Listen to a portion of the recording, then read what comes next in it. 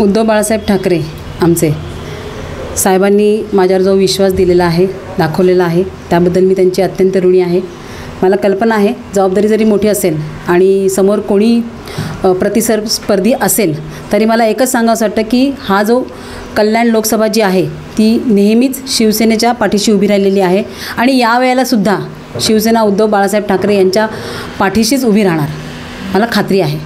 काय सांगाल, 2 टर्म श्रीकांत शिंदे या ठिकाणचे खासदार आहेत, मुख्यमंत्र्यांचे सुपुत्र आहेत, महायुतीची सत्ता आहे, तगडं आव्हान तुमच्या समोर आहे, तर कसं पाहाल? नाही, आव्हान तर तगडं पाहिजेच ना. प्रतिस्पर्धी हा तुल्यबळ असावाच लागतो आणि कधी ना कधीतरी श्रीकांत शिंदे सर्वसामान्यच होते. त्यांना इथल्या शिवसैनिकांनी आणि इथल्या मतदारांनीच जिंकून दिलेलं आहे.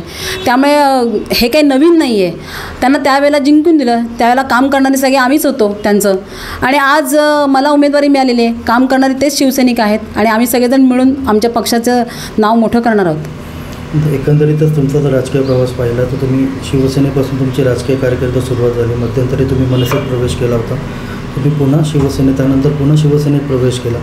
जेव्हा शिवसेनेत फूट पडली त्यावेळेला तुम्ही ठाकरे गटासोबतच राहणं पसंत केलं. तर एकंदरीत काय सांगायला पूर्ण राजकीय तुमच्या कारकिर्दीत? काय, आम्ही फक्त ठाकरेंना मानणारी माणसं आहोत. म्हणजे कुठेही गेलो तरी फक्त ठाकरे हेच आमच्यासाठी दैवत आहेत. त्यामुळे शिवसेना असेल काय किंवा मनसे असेल काय किंवा शिवसेना असेल काय, काही असेल तरी आम्ही उद्धव बाळासाहेब ठाकरे यांना मानतो आणि त्यामुळे आम्ही साहेबांच्या पाठीशी ठामपणे उभे आहोत आणि राहणार. आणि त्यांनी जी जबाबदारी आता माझ्यावर दिलेली आहे ती मी पूर्णपणे पार पाडणार. कसं पाहता येतं निवडणुकीकडे, कशी तयारी असेल आणि कसं सामोरे जाणार आहात या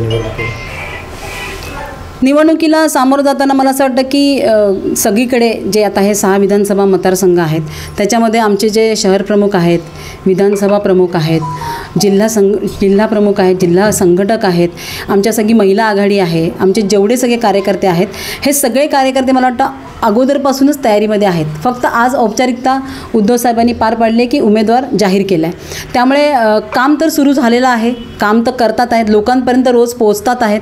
त्यामुळे हे काही नवीन नाही आहे. आता फक्त उमेदवाराचं नाव घेऊन पोचायचं आहे.